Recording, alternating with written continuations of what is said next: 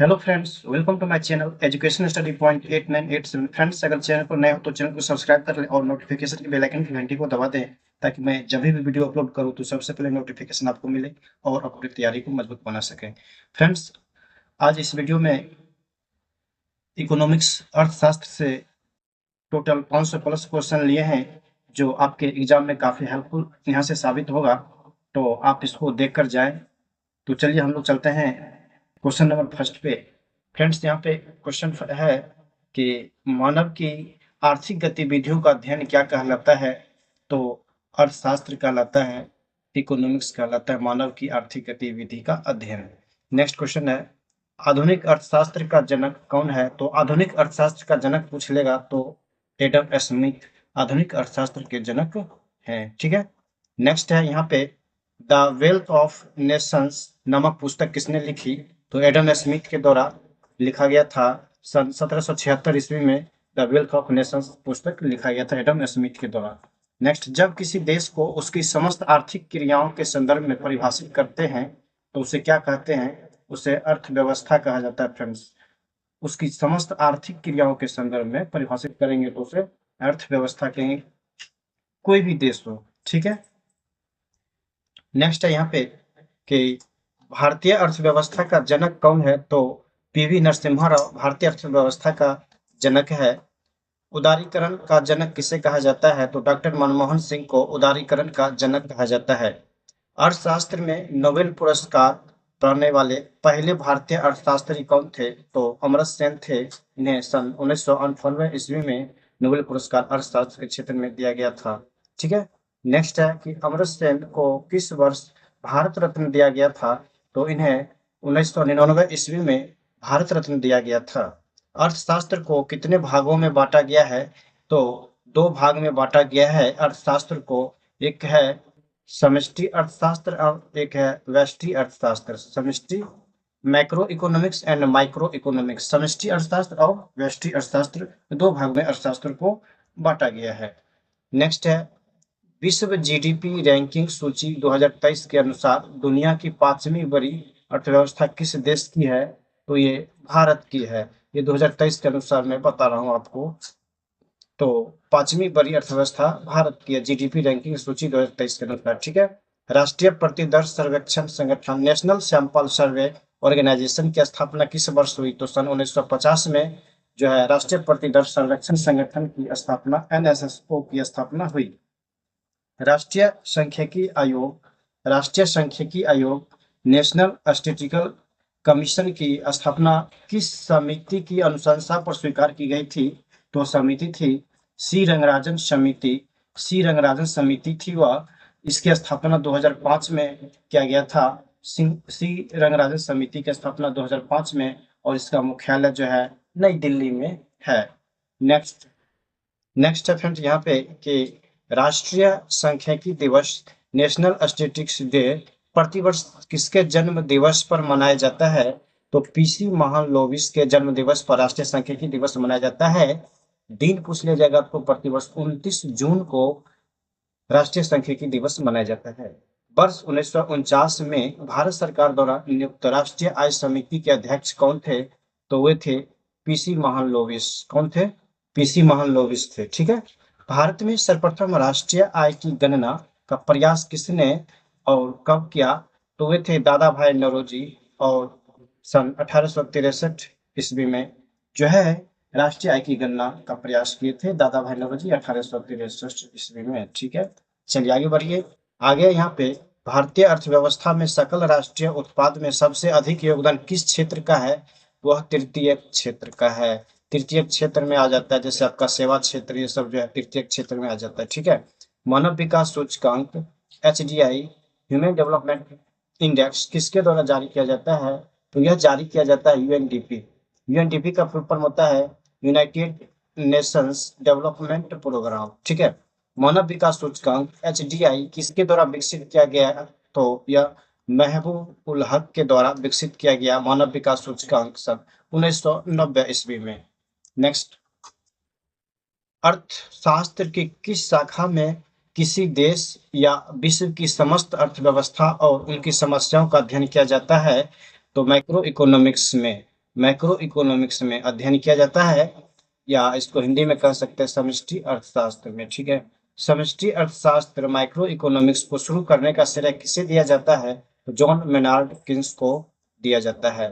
Theory of employment, theory of employment और interest and money नामक पुस्तक किसने लिखी? तो जॉन मेनार्ड किन्स के द्वारा यह लिखा गया था।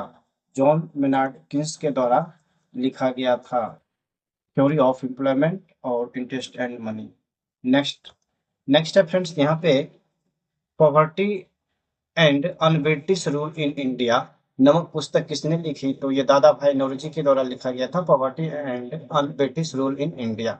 दादा भाई नौरोजी ने दादा भाई नौरोजी ने अपनी पुस्तक poverty and un-British rule in India में भारत में प्रति व्यक्ति आय कितनी बताई? तो 20 रुपया प्रति व्यक्ति बताए थे। नेक्स्ट है, भारत में राष्ट्रीय आय का आकलन करने वाली एजेंसी का नाम क्या है? तो केंद्रीय सांख्यिकी संगठन CSO है। ठीक है, नेक्स्ट है यहाँ पे कि किस प्रकार की अर्थव्यवस्था में निजी क्षेत्र और सरकारी क्षेत्र, निजी क्षेत्र और सरकारी क्षेत्र दोनों की समान भागीदारी होती है? तो वैसी अर्थव्यवस्था को मिश्रित अर्थव्यवस्था हम लोग कहते हैं। मिश्रित अर्थव्यवस्था में निजी क्षेत्र और सरकारी क्षेत्र दोनों की समान भागीदारी होती है। भारत की अर्थव्यवस्था किस प्रकार की है? तो भारत की अर्थव्यवस्था जो है मिश्रित अर्थव्यवस्था है। मिश्रित अर्थव्यवस्था अपनाने वाला सर्वप्रथम देश कौन सा था? तो वह देश फ्रांस था। ऐसी अर्थव्यवस्था जिसमें दूसरे देशों के साथ व्यापार करने पर कम से कम प्रतिबंध होता है उसे खुली अर्थव्यवस्था कहते हैं। जैसे हांगकांग हो गया, सिंगापुर हो गया, यहाँ पे खुली अर्थव्यवस्था है। नेक्स्ट, अर्थशास्त्र की किस शाखा में किसी व्यक्तिगत परिवार या किसी फर्म का अध्ययन किया जाता है? तो माइक्रो इकोनॉमिक्स में किया जाता है, व्यष्टि अर्थशास्त्र में किया जाता है। ऐसी अर्थव्यवस्था जिसमें निजी क्षेत्र की भागीदारी अधिक तथा सार्वजनिक क्षेत्र की भागीदारी न्यूनतम हो, तो वह किस प्रकार की अर्थव्यवस्था कहलाती है?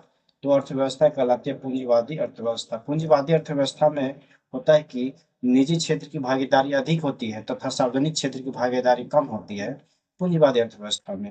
नेक्स्ट है, किस प्रकार की अर्थव्यवस्था में अधिकतम लाभ और न्यूनतम कल्याण नीति अपनाई जाती है? तो वह है पूंजीवादी अर्थव्यवस्था। पूंजीवादी अर्थव्यवस्था में जो है अधिकतम लाभ और न्यूनतम कल्याण नीति अपनाई जाती है। नेक्स्ट, किस प्रकार की अर्थव्यवस्था में उत्पादन, आपूर्ति और कीमत सरकार द्वारा तय किया जाता है?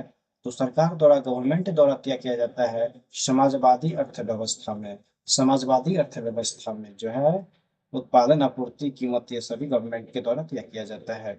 न्यूनतम लाभ और अधिकतम कल्याण की नीति किस अर्थव्यवस्था के अंतर्गत अपनाई गई है? तो समाजवादी अर्थव्यवस्था में जो है न्यूनतम लाभ और अधिकतम कल्याण की नीति अपनाई गई है। विश्व के किस देश द्वारा मुख्य रूप से समाजवादी अर्थव्यवस्था को अपनाया गया है? तो वह है रूस, रूस के द्वारा। ठीक है, नेक्स्ट है यहाँ पे वो अर्थव्यवस्था जिसमें ना तो आयात और ना ही निर्यात होता है, कैसी अर्थव्यवस्था कहलाती है? तो बंद अर्थव्यवस्था कहलाती है। जैसे उत्तरी कोरिया हो गया है, उत्तरी कोरिया किसी देश से आयात और निर्यात नहीं करता है, तो उसे बंद अर्थव्यवस्था कहते हैं। नेक्स्ट है, भारत की अर्थव्यवस्था की आर्थिक गतिविधियों को कितने क्षेत्रों में बांटा गया है? तो 3 क्षेत्र में बांटा गया है भारत की अर्थव्यवस्था की आर्थिक गतिविधि को। पहला है प्राथमिक क्षेत्र, दूसरा है द्वितीयक क्षेत्र और तीसरा है तृतीयक क्षेत्र। 3 क्षेत्र में बांटा गया है। अर्थव्यवस्था का कौन सा क्षेत्र प्रत्यक्ष रूप से पर्यावरण पर निर्भर करता है? तो वह प्राथमिक क्षेत्र है जो प्रत्यक्ष रूप से पर्यावरण पर निर्भर करता है। जैसे हो गया आपको भूमि, जल, वनस्पति, खनिज, कृषि, पशुपालन, मत्स्य पालन, खनन, तो ये सभी आपका प्राथमिक क्षेत्र में आ जाता है। कौन क्षेत्र में आता है? प्राथमिक क्षेत्र में। ठीक है, नेक्स्ट यहाँ पे है आपके सामने कि राष्ट्रीय योजना समिति नेशनल प्लानिंग कमेटी का गठन किसके द्वारा किया गया था? तो सुभाष चंद्र बोस के द्वारा जो है नेशनल प्लानिंग कमेटी का गठन किया गया था। राष्ट्रीय विकास समिति का अध्यक्ष कौन होता है? तो भारत का प्रधानमंत्री जो है राष्ट्रीय विकास परिषद का अध्यक्ष होता है। राष्ट्रीय विकास परिषद का गठन कब किया गया था? तो इसका गठन 6 अगस्त 1952 को किया गया था। राष्ट्रीय विकास परिषद का गठन। नियोजन विकास मॉडल को भारत में कब लागू किया गया था? तो 1 अप्रैल 1951 को 1 अप्रैल 1951 को नियोजन विकास मॉडल को भारत में लागू किया गया था। नेक्स्ट क्वेश्चन है कि अर्थव्यवस्था का कौन सा क्षेत्र वस्तुओं के विनिर्माण से संबंधित है? तो वस्तुओं के विनिर्माण से संबंधित है द्वितीयक क्षेत्र। कौन सा क्षेत्र? द्वितीयक क्षेत्र जो है वस्तुओं के विनिर्माण से संबंधित है। नेक्स्ट है सभी प्रकार के उद्योगों का संबंध किस क्षेत्र से है? जितना भी उद्योग फैक्ट्री वगैरह सब कुछ है उस सभी का संबंध जो है द्वितीयक क्षेत्र से है। जैसे हो गया आपका लोहा उद्योग हो गया, इस्पात उद्योग हो गया, वस्त्र उद्योग हो गया, वाहन हो गया है, इलेक्ट्रॉनिक्स आदि, ये सभी जो है द्वितीय क्षेत्र में आता है। विभिन्न प्रकार की सेवाओं का उत्पादन अर्थव्यवस्था के किस क्षेत्र के अंतर्गत किया जाता है? तो जितना भी सेवाओं का उत्पादन किया जाता है वो सभी तृतीय क्षेत्र में आ जाता है। जैसे हो गया बीमा हो गया, बैंकिंग हो गया, चिकित्सा हो गया है, शिक्षा हो गया, परिवहन हो गया है, संचार हो गया है, पर्यटन हो गया, ये सभी जो है आपका जो है तृतीय क्षेत्र में आ जाता है।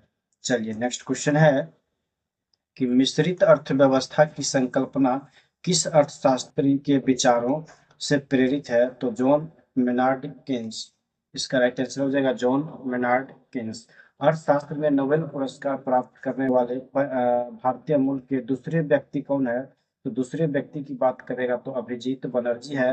इन्हें 2019 में जो है प्राप्त हुआ। इनसे पहले अभिजीत बनर्जी से पहले अमर्त्य सेन को नोबेल पुरस्कार जो है प्राप्त हुआ अर्थशास्त्र में। ठीक है, कह रहा है कि नेक्स्ट किस अर्थव्यवस्था में राष्ट्रीय आय और प्रति व्यक्ति आय एक निर्धारित स्तर से ऊपर पाई जाती है? तो विकसित अर्थव्यवस्था में, विकसित अर्थव्यवस्था में जो है राष्ट्रीय आय और प्रति व्यक्ति आय एक निर्धारित स्तर जो तय किया जाता है उससे ऊपर पाई जाती है।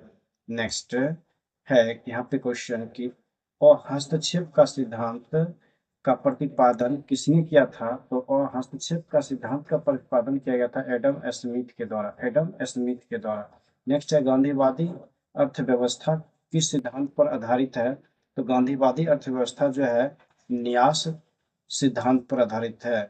ट्रस्टीशिप जो है सिद्धांत पर आधारित है, न्यास सिद्धांत पर आधारित है गांधीवादी अर्थव्यवस्था। नेक्स्ट क्वेश्चन है समाजवादी अर्थव्यवस्था जो है, समाजवादी अर्थव्यवस्था का जनक किसे माना जाता है? तो समाजवादी अर्थव्यवस्था का जनक माना जाता है कार्ल मार्क्स को समाजवादी अर्थव्यवस्था का जनक माना जाता है।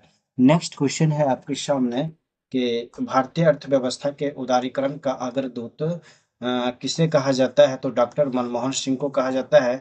किसी अर्थव्यवस्था में होने वाले मात्रात्मक परिवर्तन को क्या कहते हैं? तो आर्थिक समृद्धि कहते हैं, इकोनॉमिक ग्रोथ कहते हैं मात्रात्मक परिवर्तन को।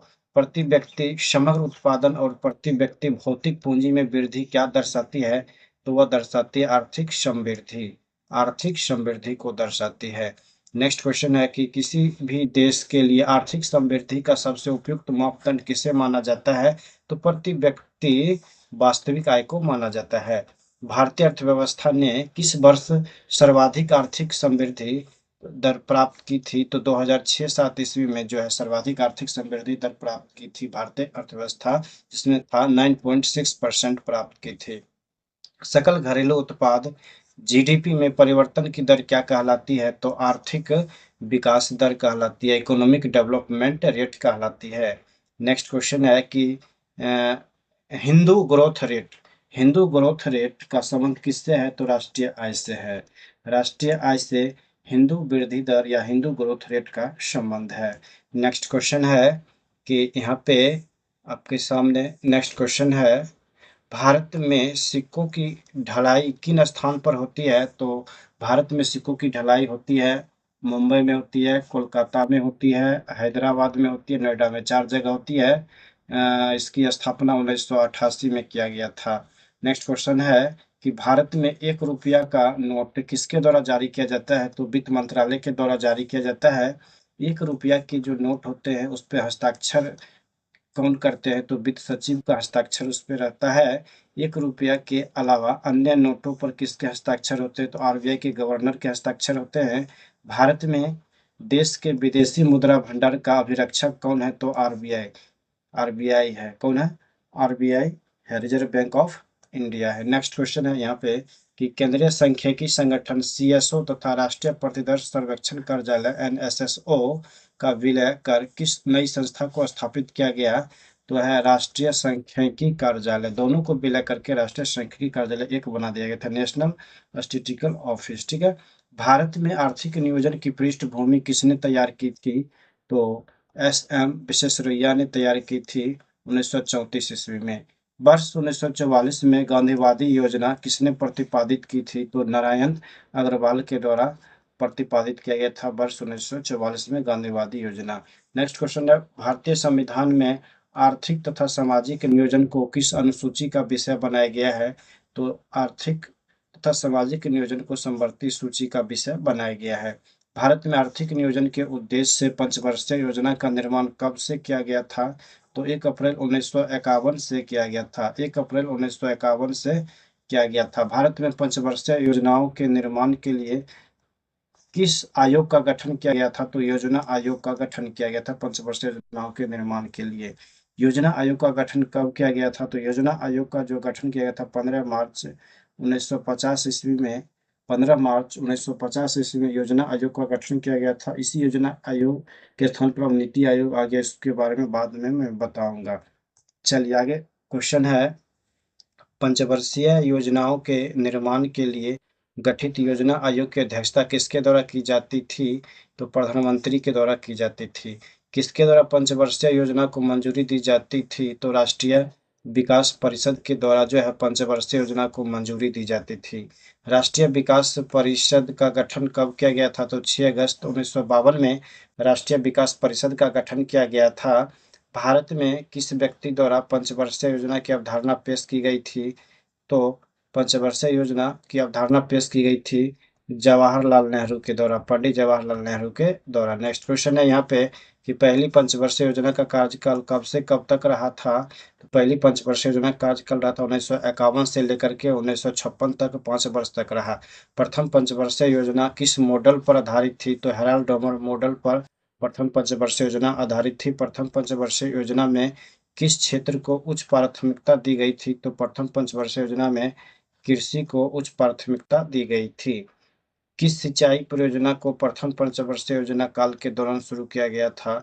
तो वह था आपको भाखड़ा नांगल परियोजना था, दामोदर नदी घाटी परियोजना था और ब्यास परियोजना था। ये तीनों था। ठीक है। चलिए आगे बढ़िए फ्रेंड्स, यहाँ पे आगे है आपका क्वेश्चन कि किस देश से भारत में पंचवर्षीय योजना को अपनाया गया है? तो पंचवर्षीय योजना को भारत में अपनाया गया था रूस से। भारतीय संविधान में आर्थिक और सामाजिक योजना को किस सूची में रखा गया है? तो इसको जो है समवर्ती सूची में रखा गया है। द्वितीय पंचवर्षीय योजना का कार्यकाल कब से कब तक रहा? तो पहला 1951 से 1956 रहा। दूसरा का कार्यकाल 1956 से लेकर 1961 तक रहा, 5 वर्ष तक रहा। द्वितीय पंचवर्षीय योजना किस मॉडल पर आधारित थी? तो पीसी महालनोबिस मॉडल पर आधारित थी। पहला पहला था वह हेराल्ड डोमर मॉडल पर आधारित था, दूसरा जो है पीसी महालनोबिस मॉडल पर आधारित था। ठीक है। नेक्स्ट बढ़िए। नेक्स्ट क्वेश्चन है कि द्वितीय पंचवर्षीय योजना में किस क्षेत्र को प्राथमिकता दी गई थी? तो दूसरा पंचवर्षीय योजना पूछेगा तो उसमें उद्योग व खनिज को प्राथमिकता दिया गया था। पहला कृषि हो जाएगा, दूसरा उद्योग और खनिज होगा, तीसरा हो जाएगा आपका वो सेवा क्षेत्र हो जाएगा। द्वितीय पंचवर्षीय योजना के दौरान कौन कौन से बड़े कारखाने स्थापित किए गए थे? तो दुर्गापुर स्थापित किया गया था, भिलाई स्थापित किया गया था, राउरकेला स्थापित किया गया था, तीनों स्थापित किया गया था द्वितीय पंचवर्षीय योजना के दौरान ये सभी कारखाने। किस व्यक्ति को भारतीय आर्थिक योजना का जनक कहा जाता है? तो सर एम विश्वेश्वरैया को भारतीय आर्थिक योजना का जनक कहा जाता है।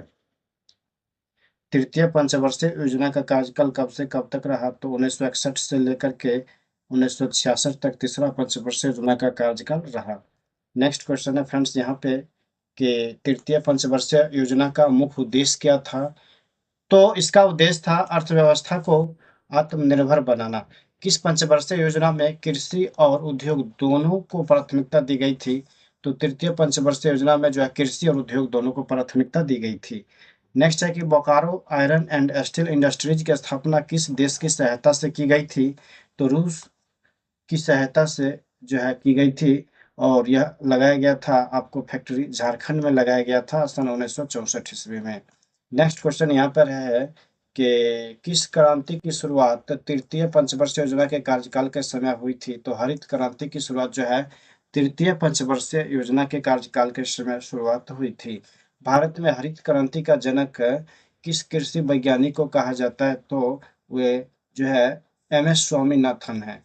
हरित क्रांति का जनक एम.एस. स्वामीनाथन हैं। नेक्स्ट क्वेश्चन है कि तृतीय पंचवर्षीय योजना के असफल होने का मुख्य कारण क्या था? कि तृतीय पंचवर्षीय योजना असफल हो गया था, तो उसका मुख्य कारण था, पहला तो भारत चीन युद्ध हुआ था 1962 में, दूसरा भारत पाक युद्ध हुआ था 1965 में, तीसरा अभूतपूर्व सुखाड़ आ गया था, सूखा आ गया था। तो ये जो है मेन 3 कारण है कि तृतीय पंचवर्षीय योजना असफल हो गया। नेक्स्ट क्वेश्चन है कि चतुर्थ पंचवर्षीय योजना का कार्यकाल कब से कब तक रहा? तो इसका कार्यकाल जो 1969 से लेकर 1974 तक रहा। चतुर्थ पंचवर्षीय योजना का कार्यकाल ये भी 5 वर्ष तक रहा। नेक्स्ट है, किस पंचवर्षीय योजना के समय कृषि वृद्धि दर सर्वाधिक रही थी? तो कृषि वृद्धि दर सर्वाधिक रही थी चतुर्थ पंचवर्षीय योजना के समय। चतुर्थ पंचवर्षीय योजना में किस क्षेत्र को उच्च प्राथमिकता दी गई थी? तो मुद्रास्फीति को नियंत्रित करना और आर्थिक स्थिति में स्थिरता लाना, इसको जो है उच्च प्राथमिकता दिया गया था चौथा पंचवर्षीय योजना में। चतुर्थ पंचवर्षीय योजना किस मॉडल पर आधारित थी? तो चतुर्थ पंचवर्षीय योजना जो है डी.आर. गॉडगिल मॉडल पर आधारित थी। डी.आर. गॉडगिल मॉडल पर चतुर्थ पंचवर्षीय योजना आधारित थी। नेक्स्ट क्वेश्चन है कि किस क्रांति का प्रारंभ चतुर्थ पंचवर्षीय योजना के कार्यकाल में हुआ था? तो श्वेत क्रांति जो है, श्वेत क्रांति का जो प्रारंभ हुआ था चतुर्थ पंचवर्षीय योजना के कार्यकाल में हुआ था। गरीबी उन्मूलन तथा आत्मनिर्भरता की प्राप्ति किस पंचवर्षीय योजना का मुख्य उद्देश्य था? तो 5वीं पंचवर्षीय योजना का मुख्य उद्देश्य था गरीबी उन्मूलन तथा आत्मनिर्भरता की प्राप्ति। 5वीं पंचवर्षीय योजना का कार्यकाल कब से कब तक रहा? तो 1974 से लेकर 1978 तक 5वीं पंचवर्षीय योजना का कार्यकाल रहा। मात्र ये जो है 4 साल तक ही रहा। 1974 से लेकर 1978 तक 4 साल तक रहा। छठी पंचवर्षीय योजना का कार्यकाल कब से कब तक रहा? तो 1980 से लेकर 1985 तक रहा। नेक्स्ट है कि छठी पंचवर्षीय योजना का मुख्य उद्देश्य क्या था? तो गरीबी उन्मूलन और रोजगार में वृद्धि। लुढ़कती हुई योजना रोलिंग प्लान का संबंध किस योजना से है? तो अनवरत योजना से है। जनता पार्टी की सरकार द्वारा मोरारजी देसाई के नेतृत्व में जो है 1978 से लेकर 1983 की अवधि के लिए बनाई गई थी यह योजना रोलिंग प्लान। ठीक है। भोजन, काम और उत्पादन का नारा किस पंचवर्षीय योजना के कार्यकाल में दिया गया था? तो यह 7वीं पंचवर्षीय योजना के कार्यकाल में दिया गया था, भोजन, काम और उत्पादन। यहाँ पे है नेक्स्ट क्वेश्चन कि 7वीं पंचवर्षीय योजना का कार्यकाल कब से कब तक रहा? तो यह 1985 से लेकर 1990 तक रहा। 7वीं पंचवर्षीय योजना निम्न में से किस मॉडल पर आधारित थी? तो डब्ल्यू मिलर मॉडल पर आधारित थी 7वीं पंचवर्षीय योजना। 7वीं पंचवर्षीय योजना का मुख्य उद्देश्य क्या था? तो रोजगार के अधिक अवसर जुटाना, न्याय पर आधारित सामाजिक प्रणाली तथा देशी टेक्निक का विकास करना 7वीं पंचवर्षीय योजना का मुख्य उद्देश्य था। नेक्स्ट क्वेश्चन है यहाँ पे कि किस योजना का आरंभ 7वीं पंचवर्षीय योजना के समय हुआ था? तो जवाहर रोजगार योजना का आरंभ हुआ था। किस पंचवर्षीय योजना के काल में प्रधानमंत्री रोजगार योजना की शुरुआत हुई थी? तो 8वीं पंचवर्षीय योजना के काल में हुई थी। यह हुआ था 1992 से लेकर के 1997 तक 8वीं पंचवर्षीय योजना का कार्यकाल रहा था। 8वीं पंचवर्षीय योजना में किस क्षेत्र को सर्वोच्च प्राथमिकता दी गई थी? तो मानव संसाधन का विकास, रोजगार का विकास और शिक्षा व जन स्वास्थ्य। ठीक है। नेक्स्ट क्वेश्चन है यहाँ पे कि किस पंचवर्षीय योजना के अंतर्गत राष्ट्रीय महिला कोष की स्थापना की गई थी? तो 8वीं पंचवर्षीय योजना के अंतर्गत भारत सरकार द्वारा गरीब महिलाओं को संपत्ति निर्माण के लिए लघु ऋण उपलब्ध करवाने के लिए संस्था की स्थापना की गई थी। तो राष्ट्रीय महिला कोष 1993 में। देश में गरीबी और बेरोजगारी को समाप्त करना किस पंचवर्षीय योजना का मुख्य उद्देश्य था? तो 10वीं पंचवर्षीय योजना का जो है 10वीं पंचवर्षीय योजना का मुख्य उद्देश्य था गरीबी और बेरोजगारी को दूर करना। नेक्स्ट है तीव्रतम एवं समावेशी विकास किस पंचवर्षीय योजना का मुख्य उद्देश्य था? तो 11वीं पंचवर्षीय योजना का मुख्य उद्देश्य था। योजना आयोग को खत्म करके नीति आयोग का गठन किस पंचवर्षीय योजना के कार्यकाल में किया गया था? तो 12वीं पंचवर्षीय योजना के कार्यकाल में किया गया था। 12वीं पंचवर्षीय योजना का समय रहा 2012 से लेकर के 2017 तक। नीति आयोग का गठन कब किया गया था? तो 1 जनवरी 2015 को नीति आयोग गठन किया गया था। नीति का फुल फॉर्म होता है national institute for transforming India. National institute for transforming India. NITI Aayog का पदेनाध्यक्ष कौन होता है? तो हमेशा प्रधानमंत्री जो है इसका पदेनाध्यक्ष होता है नीति आयोग का। नेक्स्ट है कि सर्व शिक्षा अभियान की शुरुआत 1901 ईस्वी में किस पंचवर्षीय योजना में हुई थी? तो 9वीं पंचवर्षीय योजना में सर्व शिक्षा अभियान की शुरुआत हुआ था, तो 1901 ईस्वी में। चूंकि जो है 9वीं पंचवर्षीय योजना का कार्यकाल 1997 से लेकर के 2002 तक रहा। पंचवर्षीय योजना 1997 से लेकर 2002 तक। चलिए नेक्स्ट क्वेश्चन है कि नाबार्ड तथा एग्जिम बैंक की स्थापना किस पंचवर्षीय योजना के कार्यकाल के समय हुई थी? छठी पंचवर्षीय योजना में हुई थी नाबार्ड तथा एग्जिम बैंक की स्थापना। छठी पंचवर्षीय योजना का कार्यकाल 1980 से लेकर के 1985 तक। भारत में सर्वप्रथम कागजी मुद्रा पेपर मनी की शुरुआत किस वर्ष की गई थी? तो वर्ष 1862 में किया गया था। नेक्स्ट क्वेश्चन है विदेशी मुद्रा जिसमें त्वरित प्रवास की प्रवृत्ति क्विक माइग्रेशन ट्रेंड होती है, इसी मुद्रा क्या कहलाती है? तो गर्म मुद्रा इसी कहलाती है, हॉट मनी कहलाती है। स्मार्ट मनी या प्लास्टिक मनी शब्द का प्रयोग किसके लिए किया जाता है? तो क्रेडिट या डेबिट कार्ड के लिए स्मार्ट मनी या प्लास्टिक मनी शब्द का प्रयोग किया जाता है। बिटकॉइन क्रिप्टो करेंसी का प्रचलन किसने शुरू किया था? तो सातोशी नाकामोतो। सातोशी नाकामोतो ने बिटकॉइन क्रिप्टो करेंसी का प्रचलन किए थे। भारतीय रुपया किस वर्ष तक 16 आना में विभाजित था? तो 1957 तक जो है ना 16 आना में विभाजित था भारतीय रुपया। चलिए नेक्स्ट क्वेश्चन है आपके सामने यहाँ पे कि आरबीआई द्वारा जारी नोटों में कुल कितनी भाषाओं का प्रयोग किया जाता है? तो टोटल 17 भाषा का प्रयोग किया जाता है जो आरबीआई के द्वारा जारी नोट रहता है उसमें। वह मुद्रा जिसका वास्तविक एवं अंकित मूल्य दोनों बराबर हो तो उसे कहते हैं हम लोग परमाणुिक मुद्रा, स्टैंडर्ड मनी कहते हैं। विशेष आहरण अधिकार, स्पेशल ड्राइंग राइट जिसे एसडीआर हम लोग कहते हैं, किस प्रकार की मुद्रा का उदाहरण होता है? तो कृत्रिम मुद्रा का उदाहरण होता है, आर्टिफिशियल मनी का उदाहरण होता है एसडीआर। नेक्स्ट क्वेश्चन आपके सामने यहाँ पे है कि भारत में मुद्रा गुणक मनी मल्टीप्लायर को किस रूप में परिभाषित किया जाता है? तो आरक्षित मुद्रा के रूप में परिभाषित किया जाता है। पोस्टल ऑर्डर, डिमांड ड्राफ्ट तथा चेक किस प्रकार की मुद्रा के प्रकार है? तो ऐच्छिक मुद्रा के प्रकार ये सभी है। ऑप्शनल मनी के प्रकार है postal order, demand draft, cheque. मुद्रा प्रसार, करेंसी एक्सपेंशन से क्या तात्पर्य है? तो अर्थव्यवस्था में ऊंची कीमतों का होना मुद्रा प्रसार कहलाता है। नेक्स्ट क्वेश्चन है कि वर्ष 2020 तक एक वैश्विक डिजिटल करेंसी लिब्रा तथा एक डिजिटल वॉलेट कैलिब्रा जारी करने की घोषणा किसने की थी? तो फेसबुक। फेसबुक का ही नाम चेंज करके मेटा कर दिया गया था, आप लोग इसको भी याद रखें, मेटा फेसबुक का ही नाम है। भारत में मुद्रा और साख का नियंत्रण किसके द्वारा किया जाता है? तो आरबीआई के द्वारा किया जाता है।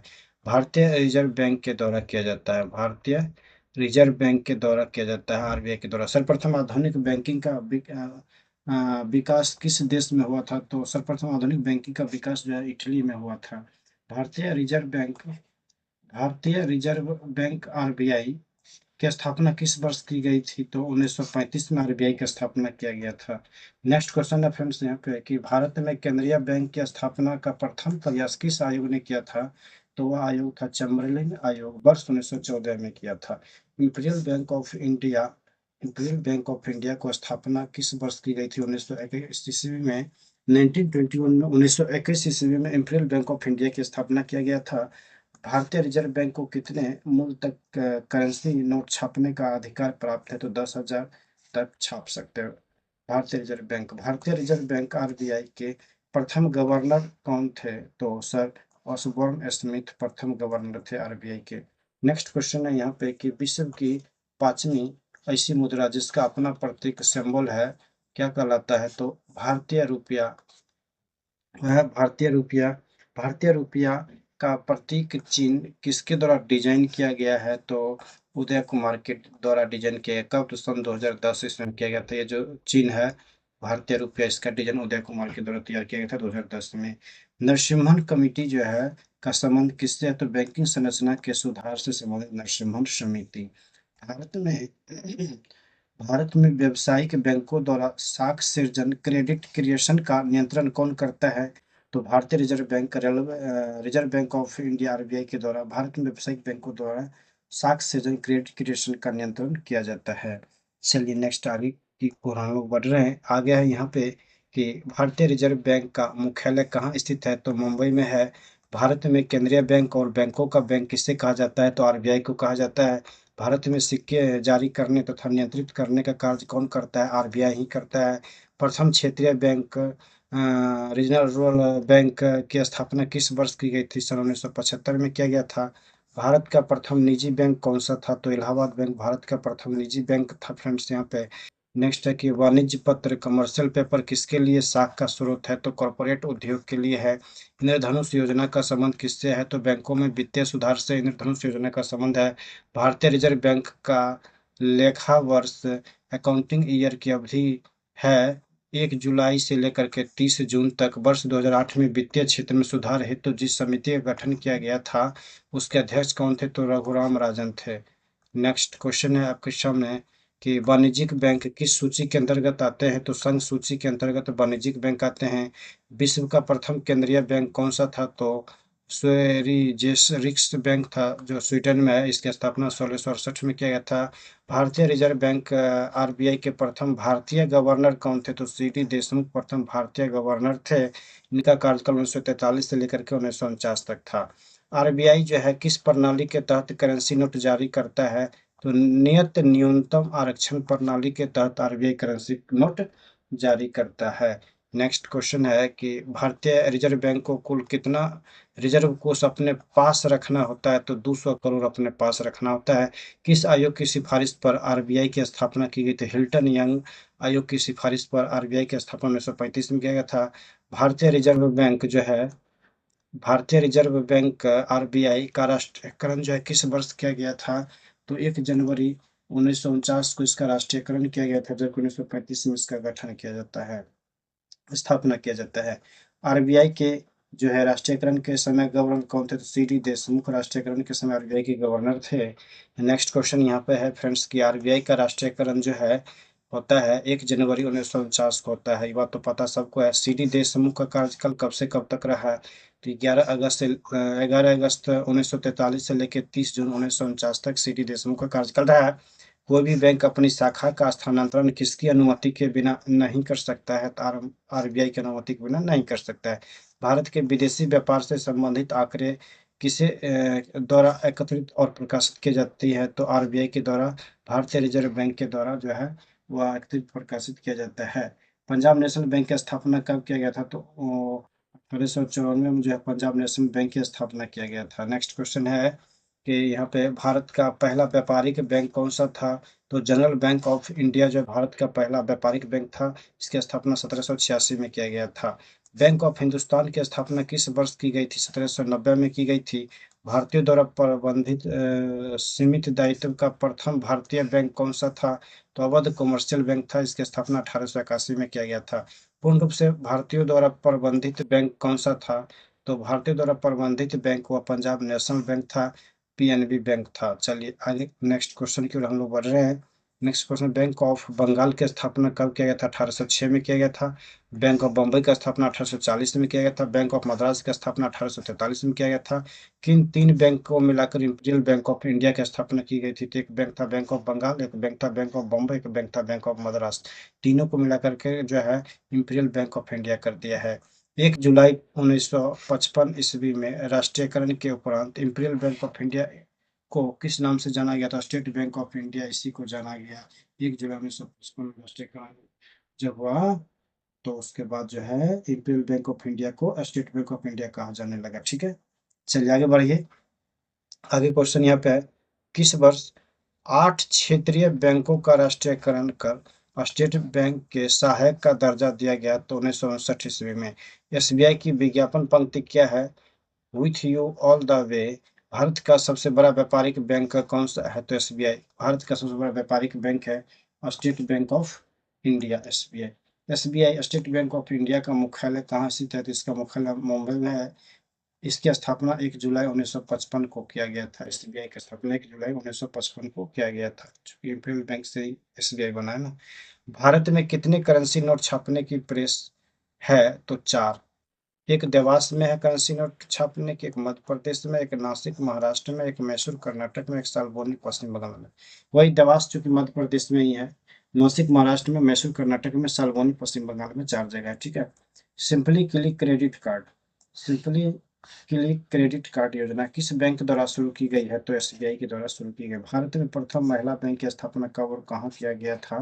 19 नवंबर 2013 ईस्वी को किया गया था मुंबई में, भारत में पहली महिला बैंक की स्थापना। नेक्स्ट क्वेश्चन है यहाँ पे कि भारत के किस बैंक ने सबसे पहले चीन में अपना शाखा स्थापित किया था? तो वह state bank of India SBI था। भारत में पहला इस्लामिक बैंक कहाँ स्थापित किया गया था? तो कोच्चि केरल में स्थापित किया गया था।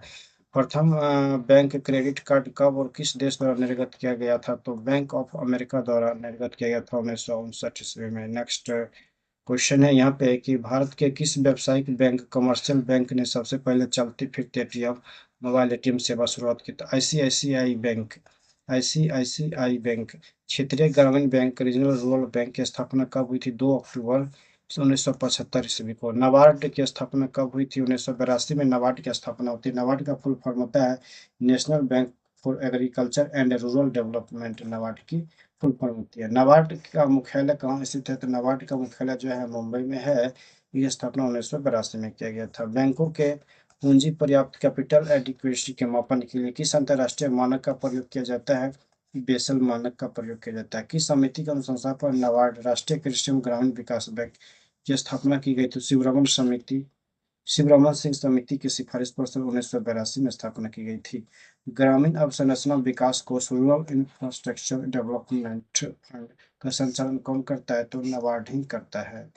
नेक्स्ट क्वेश्चन की ओर बढ़ रहे हैं। नेक्स्ट क्वेश्चन यहाँ पे है कि किस समिति की अनुशंसा पर भारत में जोखिम परिसंपत्तियों के 9% न्यूनतम पूंजी पर्याप्त का प्रावधान किया गया है? तो नरसिम्हन समिति इसका राइट आंसर हो जाएगा। कर्ज को लौटाने में समर्थ होने के बावजूद जानबूझकर कर्ज ना लौटाने वाले ऋणी को किस नाम से जाना जाता है? तो इरादतन चूककर्ता।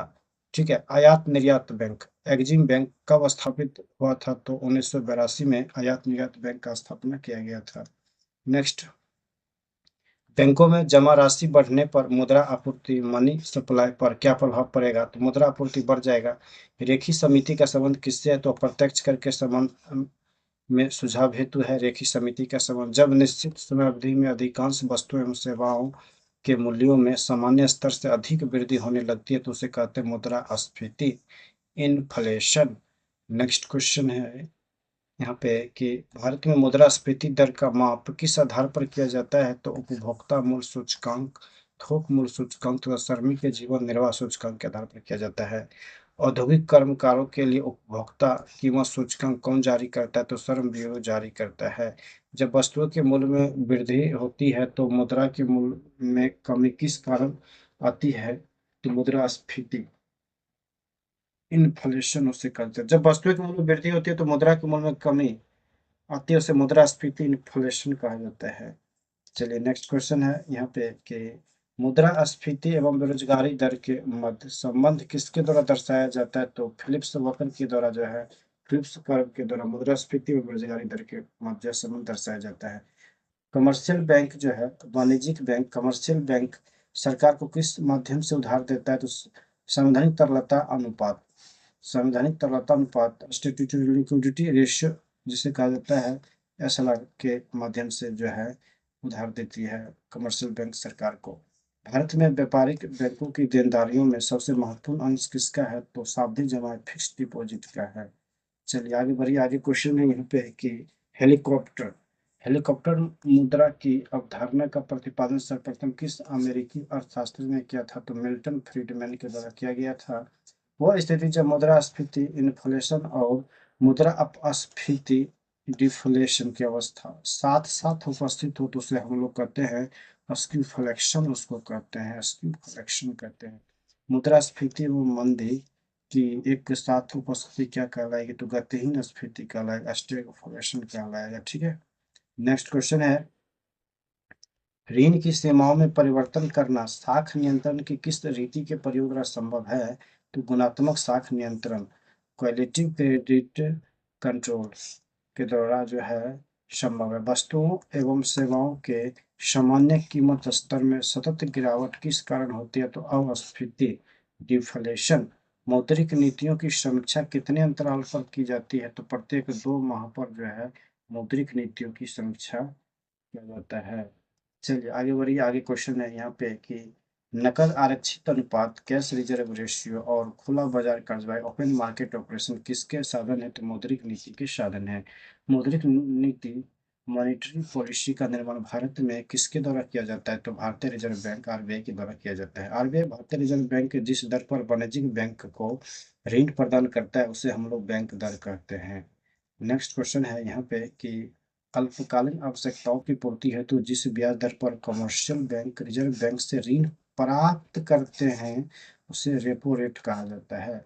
रेपो रेट का नियमन कौन करता है? तो रेपो रेट का नियमन आरबीआई के द्वारा किया जाता है। अल्पकालीन अवधि के लिए जिस ब्याज दर पर रिजर्व बैंक द्वारा कमर्शियल बैंक से नकदी प्राप्त की जाती है उसे कहा जाता है रिवर्स रेपो रेट कहा जाता है। ठीक है, चलिए आगे बढ़िए, आगे क्वेश्चन है यहाँ पे कि भारतीय रिजर्व बैंक के पास विभिन्न व्यावसायिक बैंकों की कुल जमा एवं आरक्षित राशि का निर्धारित भाग क्या कहलाता है?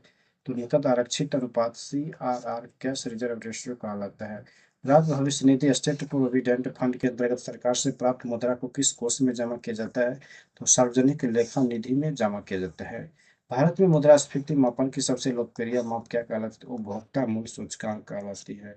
चलिए आगे क्वेश्चन है आपके सामने कि भारत में कर्मचारियों के महंगाई भत्ते का निर्धारण किस आधार पर किया जाता है? उपभोक्ता कीमत सूचकांक पे किया जाता है, सीपीआई पे। ऑपरेशन ट्विस्ट किसके द्वारा प्रारंभ किया गया? तो रिजर्व बैंक के द्वारा ऑपरेशन ट्विस्ट प्रारंभ किया गया। अनुसूचित वाणिज्यिक बैंक किसानों एवं ग्राहकों को जिस दर पर ऋण देते हैं उस दर को हम लोग कहते हैं आधार दर, बेस रेट कहते हैं। उपभोक्ता मूल्य सूचकांक की गणना किस आधार पर की जाती है? तो वस्तुओं और सेवाओं दोनों की कीमतों के आधार पर किया जाता है उपभोक्ता मूल्य सूचकांक की गणना। नेक्स्ट क्वेश्चन है फ्रेंड्स यहाँ पे कि वस्तुओं और सेवाओं की मांग की अपेक्षा आपूर्ति अधिक हो जाए तो इनकी कीमतों में गिरावट आती है, इसे हम लोग कहते हैं मुद्रा संकुचन, डिफ्लेशन उसे कहते हैं। मौद्रिक नीति समिति के अध्यक्ष कौन होते हैं? तो रिजर्व बैंक का गवर्नर होता है मौद्रिक नीति समिति के अध्यक्ष। मौद्रिक नीति समिति में कुल कितने सदस्य होते हैं? तो मौद्रिक नीति समिति में कुल 6 सदस्य होता है। 3 सदस्य आरबीआई का होता है उसमें, और 3 सदस्य की नियुक्ति केंद्र सरकार करते हैं। वही ऋण जिनकी ब्याज दर परिवर्तनशील वेरिएबल होता है उस ऋण को हम लोग कहते हैं फ्लोटिंग रेट लोन कहते हैं। क्या कहते हैं? फ्लोटिंग रेट लोन कहते हैं। नेक्स्ट क्वेश्चन है फ्रेंड्स यहाँ पे कि औद्योगिक प्रतिभूतियों के अंतर्गत किसे शामिल किया जाता है? तो शेयर टायर डिवेंचर को शामिल किया जाता है। वे प्रतिभूतियां जिनकी परिपक्वता अवधि 365 दिन से अधिक हो जाती है उसे बॉन्ड हम लोग कहते हैं। प्रारंभिक सार्वजनिक प्रस्ताव आईपीओ के माध्यम से विश्व में सर्वाधिक पूंजी जुटाने वाली कंपनी कौन सी है? तो सऊदी अरामको है, सऊदी अरब की है। बुलिश और बेयरिश अवधारणा किससे संबंधित है? शेयर बाजार से संबंधित है बुलिश और बेयरिश शब्द। ठीक है, नेक्स्ट क्वेश्चन है यहाँ पे कि SEBI security exchange board of India भारतीय प्रतिभूति और विनिमय बोर्ड की स्थापना किस वर्ष की गई थी? तो 12 अप्रैल 1988 की सेबी की स्थापना किया जाता है। भारतीय स्टॉक मार्केट का विनियमन और पर्यवेक्षण किसके द्वारा किया जाता है? तो सेबी के द्वारा ही किया जाता है। सेबी का मुख्यालय जो है मुंबई में स्थित है। सेबी के क्षेत्रीय मुख्यालय कहाँ कहाँ स्थित है? तो इसका क्षेत्रीय मुख्यालय सेबी का कोलकाता में भी है, दिल्ली में भी और चेन्नई में भी है। चलिए आगे बढ़ते हैं, आगे क्वेश्चन है सेबी का संपूर्ण प्रबंधन कितने सदस्यों की देखरेख में होता है? तो 6 सदस्यों की देखरेख में होता है। सेबी के अध्यक्ष कार्यकाल कितने वर्ष का होता है? तो इसके अध्यक्ष कार्यकाल 3 वर्ष का होता है। राष्ट्रीय शेयर बाजार नेशनल स्टॉक एक्सचेंज की स्थापना किस समझौते की समिति ने किया? तो फिरवानी समिति ने किया 1991 में। राष्ट्रीय शेयर बाजार नेशनल स्टॉक एक्सचेंज का मुख्यालय कहाँ स्थित है? तो मुंबई में वर्ली में स्थित है। बॉम्बे स्टॉक एक्सचेंज बीएसई की स्थापना किस वर्ष की गई थी? 1875 में जो है बॉम्बे स्टॉक एक्सचेंज की स्थापना की गई थी। Next, Bombay stock exchange BSE कहाँ स्थित है? तो दलाल स्ट्रीट में या मुंबई में पड़ता है। विश्व का पहला संगठित शेयर बाजार कहाँ स्थापित किया गया था? तो नीदरलैंड में स्थापित किया गया था। वो भी Amsterdam stock exchange, Amsterdam stock exchange 1602 में स्थापित किया गया था नीदरलैंड में। अमेरिका स्टॉक एक्सचेंज नेस्डेक में सूचीबद्ध होने वाली प्रथम भारतीय कंपनी कौन सी थी? तो इन्फोसिस थी। मुंबई स्टॉक एक्सचेंज बीएसई का संवेदी शेयर सूचकांक क्या है? तो सेंसेक्स है। मुंबई स्टॉक एक्सचेंज या बॉम्बे स्टॉक एक्सचेंज वही होता है, या संवेदी शेयर सूचकांक क्या? सेंसेक्स है। चलिए नेक्स्ट क्वेश्चन है कि राष्ट्रीय स्टॉक एक्सचेंज एनएसई का संवेदी शेयर सूचकांक क्या है? तो निफ्टी 50 है। गिल्ड एज बाजार का संबंध किससे? तो सरकारी प्रतिभूतियों के बाजार से है। सार्वजनिक वितरण का प्रणाली के अंतर्गत केंद्रीय निगम मूल निर्धारण हेतु किस समिति का गठन किया गया था? तो के आर वेणुगोपाल समिति का गठन किया गया था। कोई बाजार क्रेता बायर्स मार्केट कब कहलाता है? जब मांग से पूर्ति अधिक हो जाता है ना, तो बायर्स मार्केट कहलाता है, क्रेता बाजार कहलाता है। नेक्स्ट क्वेश्चन है यहाँ पे कि भारत के विनिवेश आयोग के प्रथम अध्यक्ष कौन थे? जीवी रामकृष्ण थे। ऐसे लोग जो द्वितीयक बाजार की अपेक्षा प्राथमिक बाजार में निवेश करना पसंद करते हैं वे कहलाते हैं स्टैग। मुद्रा बाजार का नियमन और नियंत्रण किसके द्वारा किया जाता है? आरबीआई के द्वारा किया जाता है। भारत सरकार द्वारा वर्ष 1993 में राजनीति समिति की नियुक्ति के लिए किस की पुणे निवेश विनिवेश के लिए भारत सरकार द्वारा वर्ष 1993 में राजनीति समिति की नियुक्ति किस लिए की गई थी? तो पूंजी विनिवेश के लिए की गई थी। सिंपल सी बात है। भारतीय जीवन बीमा निगम जिसे एलआईसी हम लोग कहते हैं, स्थापना कब किया गया था? एलआईसी की स्थापना चूंकि 1 सितंबर 1956 को किया गया था। एलआईसी की स्थापना 1 सितंबर 1956 को किया गया था। नेक्स्ट क्वेश्चन है यहाँ पे किसान क्रेडिट कार्ड केसीसी योजना का प्रारंभ किया गया था? वर्ष 1998 से 1999 ईस्वी में किया गया था। आनंद मल्होत्रा समिति का संबंध किस क्षेत्र से? बीमा क्षेत्र से है। साख निर्धारण के संबंध में भारत की सबसे पुरानी क्रेडिट रेटिंग संस्था कौन सी है? तो क्रिसिल वर्ष 1987 में स्थापना हुई थी। पूंजी बाजार तथा उद्योग जगत में प्रतिष्ठित एवं बड़ी कंपनियों को किस नाम से जाना जाता है? तो इसको जाना जाता है ब्लू चिप कंपनी कहा जाता है, ब्लू चिप कंपनी कहा जाता है। नेक्स्ट क्वेश्चन यहाँ पर है फ्रेंड्स की कौन सी एकमात्र कंपनी है जो भारत में भारतीय डिपॉजिटरी रसीद के रूप में सूचीबद्ध है? तो स्टैंडर्ड चार्टर्ड बैंक वह है। भारतीय पूंजी बाजार घोटाले की पुनरावृत्ति को रोकने के लिए भारत सरकार ने किसे नियामक शक्तियां सौंपी है? तो सेबी को सौंपी है। जापान स्टॉक एक्सचेंज का अंश मूल सूचकांक क्या है? तो उसकी निक्की है। न्यूयॉर्क का स्टॉक एक्सचेंज मूल सूचकांक क्या है? तो डो जोन्स है। नेक्स्ट क्वेश्चन है यहाँ पे कि कोस्पी किस देश के स्टॉक एक्सचेंज का मूल सूचकांक है? तो दक्षिण कोरिया का है।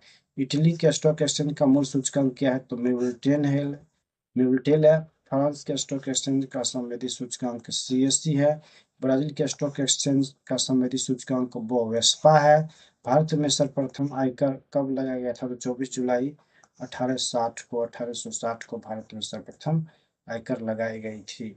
भारत में प्रत्येक वर्ष किस दिन आयकर दिवस इनकम टैक्स डे मनाया जाता है? तो 24 जुलाई को जो है इनकम टैक्स डे भारत में मनाया जाता है।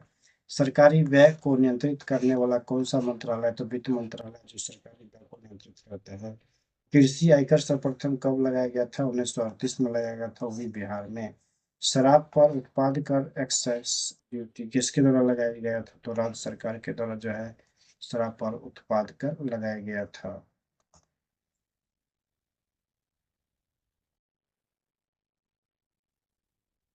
नेक्स्ट क्वेश्चन यहाँ पे फ्रेंड्स के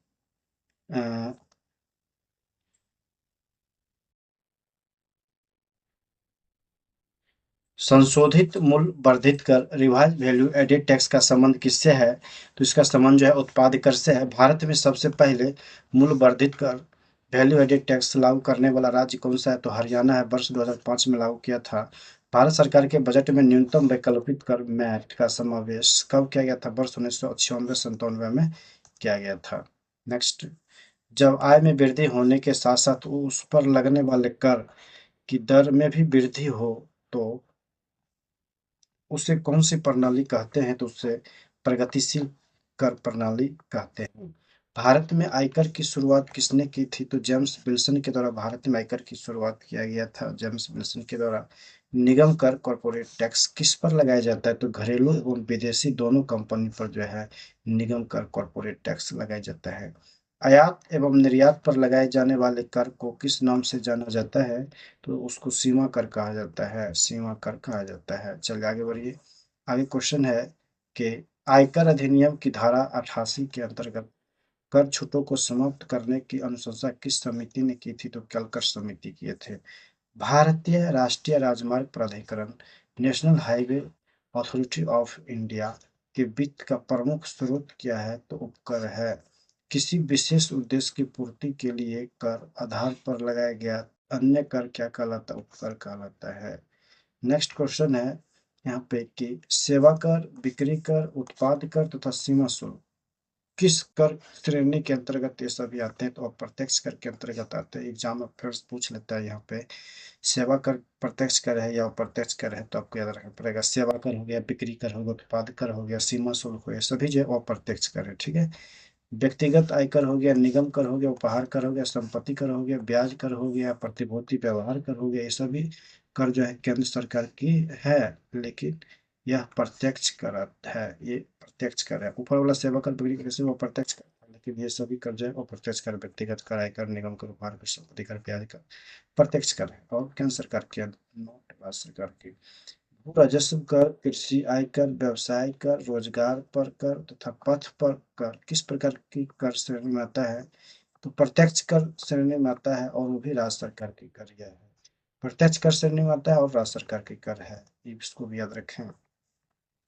नेक्स्ट क्वेश्चन है कि बिक्री कर, व्यापार कर, स्टाम्प शुल्क, व्यवसाय कर, राज्य उत्पाद कर, वाहनों पर कर टैक्स लगता है, वो शिक्षा कर हो, उपकर हो गया, सट्टेबाजी पर कर हो गया, डीजल पेट्रोल पर हो गया, बिक्री कर हो गया, किस प्रकार श्रेणी कर श्रेणी में आता है? ये सभी राज्य सरकार का अप्रत्यक्ष कर होता है।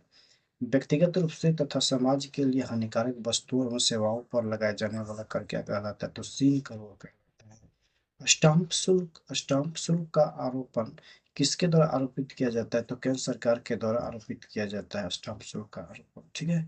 नेक्स्ट क्वेश्चन है कि स्टाम्प शुल्क का संग्रह एवं विनियोजन कौन करता है? तो राज्य सरकार करता है। पहली बार सेवा कर किस वर्ष शुरू किया गया था? तो 1994-95 में शुरू किया गया था। कर के ऊपर लगाया गया अतिरिक्त कर जो होता है क्या कहलाता है? तो अधिभार कहलाता है, सरचार्ज कहलाता है। भारत में जीएसटी को अपनाने वाला पहला राज्य कौन? तो असम। भारत में जीएसटी को अपनाने वाला पहला राज्य असम था। कर ढांचे में सुधार के लिए सुझाव देने हेतु किस समिति का गठन किया गया था? तो चलैया समिति गठन किया गया था 1991 ईस्वी में। नेक्स्ट क्वेश्चन है यहाँ पे, भारत में सबसे ज्यादा राजस्व किससे प्राप्त होता है? तो उत्पाद शुल्क से होता है। वाचु समिति का संबंध किस कार्य क्षेत्र से? प्रत्यक्ष कर से है। एल के झा समिति का संबंध किस कार्य क्षेत्र से? तो अप्रत्यक्ष कर से है। पार्थ सारथी समिति का संबंध किससे है? तो कर नीति से है। वाई भी रेड्डी समिति का संबंध किससे है? तो आयकर छूटों की समीक्षा से है। कलकर समिति का संबंध किस कार्य क्षेत्र से है? तो प्रत्यक्ष एवं परोक्ष कर से है कलकर समिति का संबंध। नेक्स्ट क्वेश्चन यहाँ पे कि नीति आयोग के उपाध्यक्ष की नियुक्ति कौन करते हैं? तो प्रधानमंत्री करते हैं। थोक मूल्य सूचकांक WPI कौन जारी करता है? वाणिज्य और उद्योग मंत्रालय द्वारा जारी किया जाता है। विवाद से विश्वास योजना किससे संबंधित? विवादित कर राशि के भुगतान से, वैट से संबंधित विवाद से विश्वास योजना। वैट सिद्धांत का प्रतिपादन किसने किया था? तो विल्हेम वॉन सीमेंस के द्वारा 1918 में प्रतिपादित किया गया था वैट सिद्धांत। राज्य स्तर पर वैट किस कर के स्थान पर लागू हुआ था? तो बिक्री कर पर लागू हुआ था। काले धन को सफेद मतलब वैध करने की प्रक्रिया क्या कहलाती है? मनी लॉन्ड्रिंग कहलाती है, मनी लॉन्ड्रिंग। वर्ष 2012 में मनी लॉन्ड्रिंग पर रोक लगाने के उद्देश्य से कौन सा नया कर लगाया गया? तो एंजल टैक्स लगाया गया है, एंजल टैक्स, क्योंकि अब इसको एंजल टैक्स को खत्म कर दिया गया 2024 के बजट से। चलिए, कौन सा नियम या कानून कर चोरी करने वाले की पहचान करता है? तो गार, गार, GAAR, गार। हाँ। चलिए नेक्स्ट क्वेश्चन की ओर बढ़ते हैं। नेक्स्ट क्वेश्चन है यहाँ पे, बाजार की सकारात्मक गतिविधियों से उत्पन्न नकारात्मक प्रभावों पर आरोपित कर को क्या कहते हैं? पाइथागोरस टैक्स कहते हैं। भारत में वस्तु एवं सेवा कर, गुड्स एंड सर्विस टैक्स की व्यवस्था कब से लागू की गई थी? तो 1 जुलाई 2017 से भारत में जीएसटी लागू की गई थी। इसलिए हम लोग प्रतिवर्ष 1 जुलाई को जीएसटी दिवस भी मनाते हैं। भारतीय जीएसटी मॉडल किस देश के उपभोग वैट मॉडल पर आधारित है? तो कनाडा के मॉडल पर आधारित है। नेक्स्ट क्वेश्चन है यहाँ पे कि भारतीय संविधान के किस संशोधन के द्वारा जीएसटी को लागू किया गया था? तो 101वें संविधान संशोधन के द्वारा जीएसटी को लागू किया गया था। 101वें संविधान संशोधन के द्वारा। जीएसटी परिषद का अध्यक्ष कौन होता है? तो केंद्रीय वित्त मंत्री जो है जीएसटी परिषद का अध्यक्ष होता है। फ्रेंड्स, यहाँ पे विश्व में सर्वप्रथम किस देश ने जीएसटी लागू किया था? तो विश्व में सर्वप्रथम जीएसटी लागू किया था फ्रांस, सन 1954 ईस्वी में। जीएसटी परिषद में सम्मिलित कुल सदस्यों की संख्या कितना है? तो जीएसटी परिषद में सम्मिलित कुल सदस्य देशों की संख्या 33 है। भारत में जीएसटी को पारित करने वाला पहला राज्य कौन है? तो भारत में असम है। नेक्स्ट, भारत में जीएसटी लागू करने का सुझाव किसने दिया था भाई? तो विजय केलकर समिति दिया था। ठीक है, विजय केलकर समिति दिया था। सर्वप्रथम जीएसटी बिल का प्रारूप तैयार करने वाली समिति के अध्यक्ष कौन थे? तो असीम दास गुप्ता थे। कौन थे? असीम दास गुप्ता थे। जीएसटी पंजीकरण के कुल कितने अंक हैं? तो जीएसटी पंजीकरण के कुल जो है 15 अंक है। कितने अंक हैं? 15 अंक हैं जीएसटी पंजीकरण के। भारत में जीएसटी का प्रस्ताव कब लाया गया था? तो सन 2000 ईस्वी में भारत में जीएसटी का प्रस्ताव लाया गया था। Goods and service tax, Bharat में जीएसटी का प्रस्ताव सन 2000 ईस्वी में लाया गया था। जीएसटी दिवस कब मनाया जाता है? तो 1 जुलाई को जीएसटी दिवस मनाया जाता है। इसको याद रखें कि भारत में जीएसटी दिवस मनाया जाता है 1 जुलाई को। चलिए नेक्स्ट आगे क्वेश्चन की ओर बढ़ रहे हैं। नेक्स्ट क्वेश्चन है कि जीएसटी की चोरी करने में कितने साल की सजा का प्रावधान है? अगर कोई जीएसटी की चोरी करता है तो उसे जो है 5 वर्ष की सजा का प्रावधान है जीएसटी चोरी करने में। संविधान के किस अनुच्छेद के तहत जीएसटी परिषद का गठन किया गया था? तो अनुच्छेद 279(1) के तहत। जीएसटी के कितने प्रकार हैं? तो जीएसटी के 3 प्रकार हैं, एसजीएसटी है, सीजीएसटी और आईजीएसटी है। जीएसटी नेटवर्क के साथ जुड़ी भारत की 2 बड़ी कंपनी कौन सी है? तो एक इन्फोसिस है और एक विप्रो है। बजट किस प्रकार का लेख पत्र है? तो सरकार की राजकोषीय नीति का।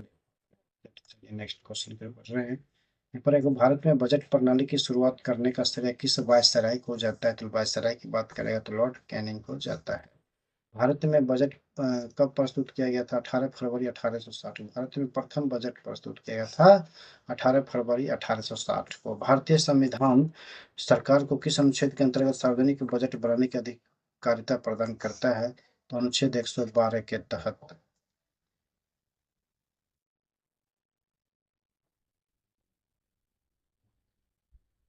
तो यहाँ पे जो है भारत की प्रथम पूर्णकालिक महिला वित्त मंत्री कौन है? तो निर्मला सीतारमन है। ठीक है, नेक्स्ट क्वेश्चन यहाँ पे है कि भारतीय संविधान के किस अनुच्छेद में वार्षिक वित्तीय विवरण का उल्लेख है जिसे मान्यता बजट कहा जाता है? लेकिन संविधान बजट शब्द का उल्लेख नहीं है। चूंकि बजट शब्द का उल्लेख संविधान में नहीं है, लेकिन वार्षिक वित्तीय विवरण का उल्लेख है अनुच्छेद 112 में। ठीक है, अनुच्छेद 112 में वार्षिक वित्तीय विवरण का उल्लेख है संविधान में, लेकिन संविधान में बजट शब्द का प्रयोग उल्लेख नहीं है। आपसे क्वेश्चन पूछेगा बजट का जो है उल्लेख संविधान में है, तो बजट शब्द का उल्लेख संविधान में नहीं है। इसका आंसर ये होगा। ठीक है, वार्षिक वित्तीय विवरण का उल्लेख है अनुच्छेद 112 में। ठीक है, वही क्वेश्चन वही बात इसमें कर रहे हैं। भारतीय बजट व्यवस्था का जनक किसे कहा जाता है? तो जेम्स विल्सन को कहा। जेम्स विल्सन ने 1860 को ब्रिटिश भारत का प्रथम बजट पेश किया था, इसलिए जेम्स विल्सन को भारत में बजट प्रणाली का जनक कहा जाता है। उस समय जेम्स विल्सन ब्रिटिश सरकार के वित्त मंत्री थे। चलिए आगे बढ़िए। आगे केंद्रीय वित्तीय बजट संसद में किसके द्वारा पेश किया जाता है? तो वित्त मंत्री के द्वारा पेश किया जाता है। गणतंत्र भारत का प्रथम बजट किसने पेश किया था? जॉन मथाई के द्वारा पेश किया गया था। गणतंत्र भारत का प्रथम बजट जॉन मथाई के द्वारा पेश किया गया था। ब्रिटिश भारत का प्रथम बजट 7 अप्रैल 1860 को जेम्स विल्सन ने पेश किया था। स्वतंत्र भारत का प्रथम बजट 26 नवंबर 1947 को आर के सन्मुख शेट्टी ने पेश किया था। और गणतंत्र भारत का प्रथम बजट 28 फरवरी 1950 को जॉन मथाई ने पेश किया था। याद रखिएगा फ्रेंड्स, यहाँ से एग्जाम में क्वेश्चन पूछ लिया जाता है। गणतंत्र भारत का बजट कौन पेश किया, स्वतंत्र भारत का बजट कौन पेश किया, सब याद रखिए। बजट शब्द का अर्थ क्या होता है? तो चमड़े का थैला बजट शब्द का अर्थ होता है। चलिए आगे बढ़िए। आगे क्वेश्चन है कि भारत में शून्य आधारित बजट सर्वप्रथम किसने प्रस्तुत किया था? तो राजीव गांधी के द्वारा प्रस्तुत किया गया था। शून्य आधारित बजट का जनक किसे माना जाता है? पीटर ए पॉयल को माना जाता है। राजकोषीय घाटा की अवधारणा किस समिति ने प्रस्तुत की थी? सुखमय चक्रवर्ती समिति 1985 में। रियल बजट को आम बजट के साथ प्रस्तुत करने की अनुशंसा किस समिति ने की थी? तो विवेक देवराय समिति। चलिए आगे बढ़िए। आगे यहाँ पे कि भारत में सर्वाधिक बार बजट पेश करने वाले वित्त मंत्री कौन थे? तो मोरारजी देसाई जो है 10 बार बजट पेश किए हैं। निष्पादन बजट की अवधारणा किस देश से ली गई? तो संयुक्त राज्य अमेरिका से ली गई है। भारत में आर्थिक समीक्षा जो है इकोनॉमिक सर्वे को तैयार करने के लिए कौन उत्तरदायी होते हैं? तो वित्त मंत्री होते हैं। नेक्स्ट क्वेश्चन यहाँ पे है कि सरकार की आय, व्यय, ऋण तथा करारोपण से संबंधित क्रियाएं क्या कहलाती है? तो राजकोषीय नीति कहलाती है। भारत में राजकोषीय नीति को कौन निर्धारित करता है? तो वित्त मंत्री निर्धारित करता है। भारत में दीर्घकालीन राजकोषीय नीति लॉन्ग टर्म फिजिकल पॉलिसी की घोषणा किसके द्वारा की गई थी? तो विश्वनाथ प्रताप सिंह के द्वारा की गई थी। ऐसे व्यय जिनके परिणाम स्वरूप अर्थव्यवस्था में पूंजी या संपत्ति का सृजन नहीं होता है, वे क्या कहलाते हैं? तो राजस्व व्यय कहलाते हैं। चलिए आगे बढ़िए। यहाँ पे आगे क्वेश्चन है कि राजकोषीय घाटे में से ब्याज भुगतान घटाने पर प्राप्त प्रतिफल को किस घाटे की संज्ञा दी जाती है? तो प्राथमिक घाटा। किसी वित्तीय वर्ष में जब कुल राजस्व प्राप्तियां कुल राजस्व व्यय से कम हो तो उसे हम लोग कहते हैं राजस्व घाटा। राजस्व घाटे में से पूंजी परिसंपत्तियों के सृजन हेतु अनुदान ग्रांट को घटाने पर क्या प्राप्त हो जाएगा? तो प्रभावी राजस्व घाटा प्राप्त हो जाएगा। प्रभावी राजस्व घाटा किसके द्वारा प्रस्तुत किए जाते हैं? तो लोक लेखा समिति समिति के द्वारा प्रस्तुत किए जाते हैं। नेक्स्ट यहाँ पे है क्वेश्चन कि संसद में बजट संबंधी प्रक्रिया के विषय में मांग की गई राशि को 1 रुपया करने की नीति को क्या कहा जाता है? तो नीति कटौती प्रस्ताव, पॉलिसी कट प्रपोजल कहा जाता है। वित्तीय वर्ष 1973-74 के लिए पेश किए गए आम बजट को क्या कहा गया था? तो ब्लैक बजट कहा गया था।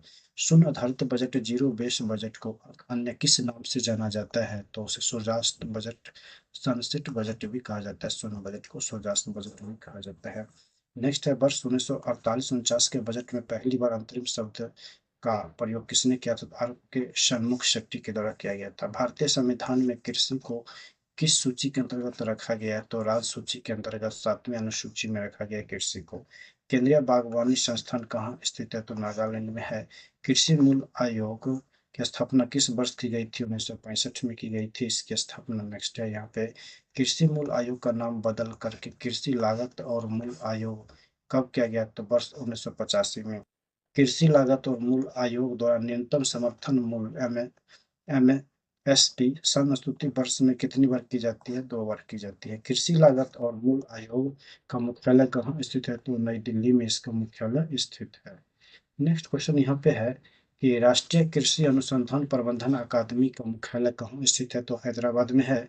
1 हेक्टेयर से कम कृषि भूमि क्या कहलाती है? सीमांत जोत कहलाती है। गन्ने की उचित एवं लाभप्रद कीमत को कौन अनुमानित करता है? आर्थिक मामलों की मंत्रिमंडलीय समिति करता है। भारत में विश्व कृषि संगणना कार्यक्रम के अंतर्गत प्रथम कृषि संगणना फर्स्ट एग्रीकल्चर सेंसस कब की गई थी? तो 1970 में की गई थी।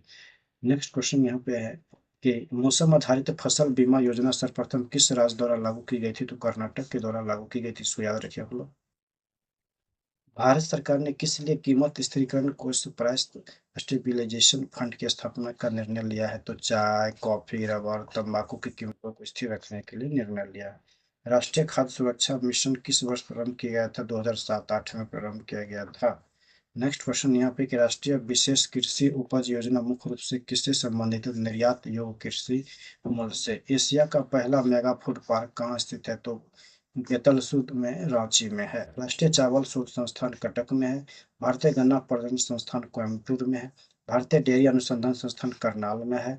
केंद्रीय कॉफी अनुसंधान संस्थान कर्नाटक में है। चलिए आगे बढ़िए। आगे क्वेश्चन यहाँ पे कि जूट कृषि अनुसंधान संस्थान बैरकपुर में है। टिड्डी चेतावनी संगठन जोधपुर में है। राष्ट्रीय मत्स्य उद्योग विकास बोर्ड हैदराबाद में। राष्ट्रीय जैव उर्वरक विकास केंद्र गाजियाबाद में है। पशु चिकित्सा और जीव विज्ञान संस्थान बेंगलुरु में है। पशु स्वास्थ्य संस्थान जो है जालंधर में है। नेक्स्ट क्वेश्चन यहाँ पे है कि लघु किसान कृषि व्यापार संघ नई दिल्ली में है। भारतीय चारागाह एवं चारा अनुसंधान संस्थान झांसी में है। सरकार खाद्य पदार्थों का क्रय किस मूल्य पर करती है? तो अधिप्राप्ति मूल्य पर करती है। खाद्यान्न की अधिप्राप्ति, वितरण और भंडारण करने वाली नोडल एजेंसी कौन सी है? तो भारतीय खाद्य निगम एफसीआई है। इसको याद रखिए आप लोग। नेक्स्ट क्वेश्चन यहाँ पे है कि प्रथम विश्व खाद्य पुरस्कार किसे और कब दिया गया था? तो 1987 ईस्वी में दिया गया था एम एस स्वामीनाथन को। दीर्घकालीन कृषि ऋण किसके द्वारा प्रदान किया जाता है? भूमि विकास बैंक द्वारा प्रदान किया जाता है। भारत में प्रथम औद्योगिक नीति की घोषणा कब और किसके द्वारा की गई थी? श्यामा प्रसाद मुखर्जी के द्वारा किया गया था 6 अप्रैल 1948 ईस्वी में। नेक्स्ट क्वेश्चन यहाँ पे है कि भारत में लघु स्तर का मुख्य उद्योग कौन सा है? तो हथकरघा उद्योग है। बीएसएनएल की स्थापना किस वर्ष हुई थी? 2000 ईस्वी में बीएसएनएल की स्थापना हुई।